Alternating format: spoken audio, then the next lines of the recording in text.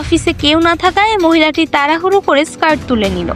উদ্দেশ্য একটি নিখুঁত বাথরুম সেলফি তোলা। কিন্তু স্ক্যান বোতাম টিপতেই ফটোকপি মেশিনের কাজ প্রচন্ড শব্দে ভেঙে গেল।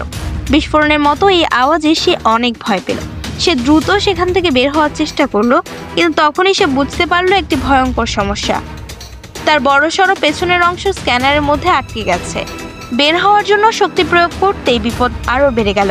ভাঙা কাচের টুকরো তার হাত কেটে ফেলেছিল। আতঙ্কিত হয়ে সে সাহায্যের জন্য চিৎকার করলো, কিন্তু আশেপাশে কেউই ছিল না। আর দেরি না করে সে মোবাইল বের করে জরুরি সাহায্যের জন্য ফোন করলো।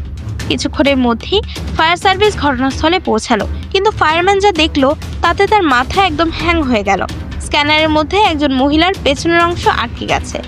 এমন কাণ্ড সে জীবনেও দেখেনি। তাৎক্ষণিকভাবে সে সিদ্ধান্ত নিল মহিলার কোমর ধরে টেনে বের করবে।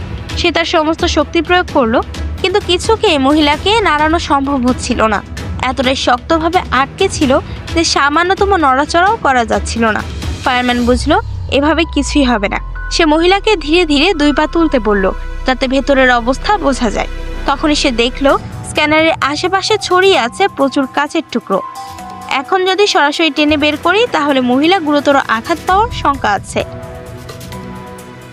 ফায়ারম্যান দ্রুত একটি শক্ত কাগজ এনে মহিলার পেছনের নিচে রাখলো, যাতে কাচের টুকরো আর কোনো ক্ষতি করতে না পারে। সবকিছু ঠিকঠাক সেট করার পর সে আবার মহিলার কোমর শক্ত করে ধরে আস্তে আস্তে টান দিল। এবার সফল হলো। মহিলা সম্পূর্ণরূপে মুক্ত হলো। মহিলা তখনই আনন্দে বলে উঠলো, তুমি আমার জীবন বাঁচালে, তোমাকে কৃতজ্ঞতা জানাতেই হবে। ফায়ারম্যান রহস্যময় এক হাসি দিল। পকেট থেকে ধীরে ধীরে একটি হোটেলের রুম কার্ড বের করলো। মহিলা মুহূর্তেই বুঝতে পারলো ইঙ্গিতটি, আর চোখে খুশির ঝলক ফুটে উঠলো। সে মনে মনে ভাবতে লাগলো, আজকের রাতটা হবে কৃতজ্ঞতার বিশেষ রাত।